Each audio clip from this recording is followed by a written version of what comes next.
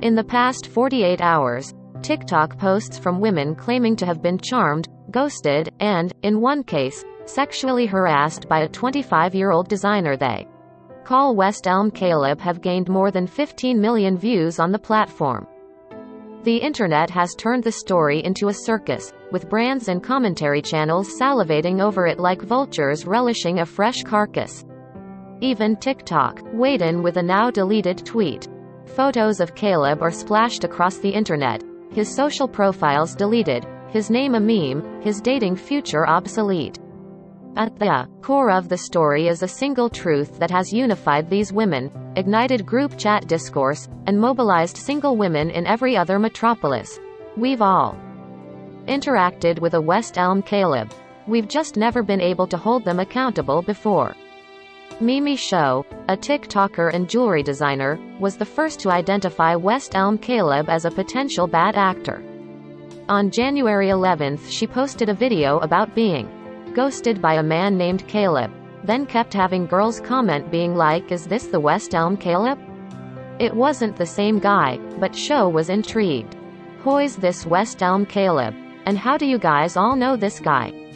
She learned he had a history of ghosting and took to TikTok to warn others. "I feel like it's my duty as your Asian older sister to warn my New York City girls about this West Elm Caleb ASAP," she says while lighting a stick of Palo Santo, as if to cleanse her apartment of his energy. After summarizing her concerns about his behavior, she ended by saying, "I am just going to leave it up to the TikTok gods now, and if this video shows up on your For You page and you happen to be dating a West Elm Caleb, consider yourself warned and keep your guard up." Mimi's video reached Kate Glavin, who had started dating Caleb the week prior and had posted what she calls a giddy video about him to her TikTok. Glavin connected with a woman named Kelly who told her she had been dating Caleb for the past 6 weeks. Other users began posting or commenting about their experiences with the West Elm designer, and a general pattern of behavior emerged. Sending copies of the same Spotify playlist to multiple women, seeing multiple women without their knowledge, telling dates that he deleted dating apps after he began seeing them, or ghosting them completely. Eventually, the TikToks reached Kate Pierce, a 23-year-old podcaster who had matched with Caleb in October 2021.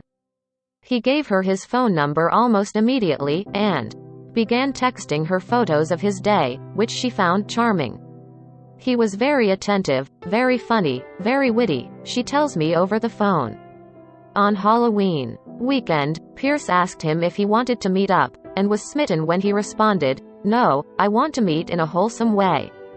Then she sent him a photo of her Halloween costume, a cockroach. "It was a sexy costume, I guess, but nothing super risque," Pierce notes. The next thing she knew, she was in line at a bar, staring at a photo he had just sent her of his penis. 2 weeks later, he sent her a text about how guilty he felt, that he had freaked out because women want to use him for his body, and it was hard to make a connection with anyone because of it. As they texted, he added her on Snapchat. The first photo he sent was of his face. The second photo was of his penis.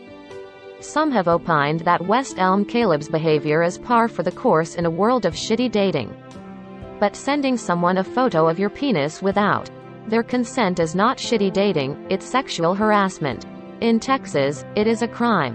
Last year, a bill was introduced that would make it illegal in New York State, and potentially require the offender to complete sexual harassment training.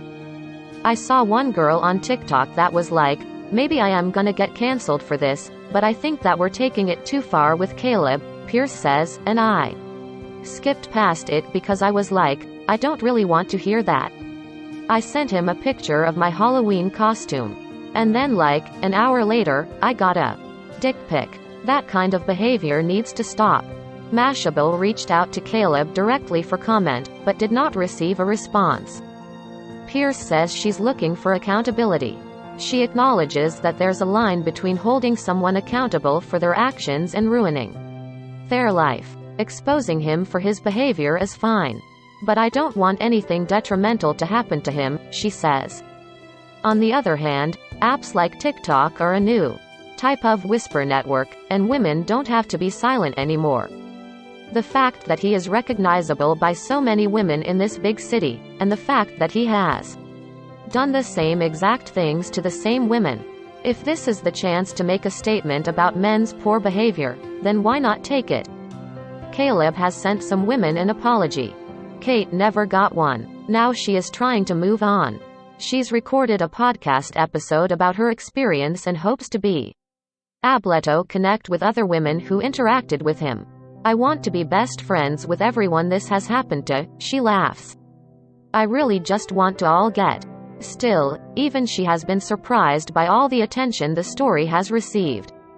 TikTok commentators sitting on the sidelines have glommed onto West Elm Caleb like parasites mining the tag for content. News outlets, including, obviously, Mashable, have been asking her for comment. She says she feels like she's on display online. I woke up, and I was like, oh my god, more fucking notifications. I definitely don't have it as bad as Caleb, but I am having some anxiety about it now. And just like who's seeing it?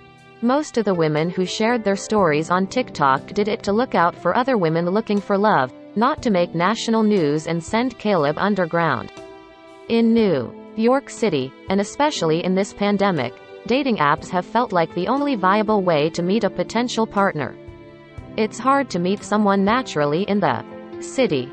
Dating apps are kind of your only option, says Kate, adding that Caleb exploited that, using them to his advantage and to women's disadvantage. There's not much women on dating apps can do about someone like Caleb. Pierce could have reported him for the photos, but most apps don't fault users for habitual ghosting or lying, yet. What goes on between you and a date usually never leaves the confines of your friend group.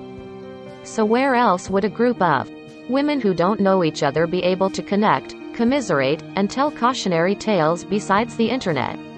The girlies of NYC need to know, said Kelly, the woman Caleb dated for 6 weeks, in a TikTok.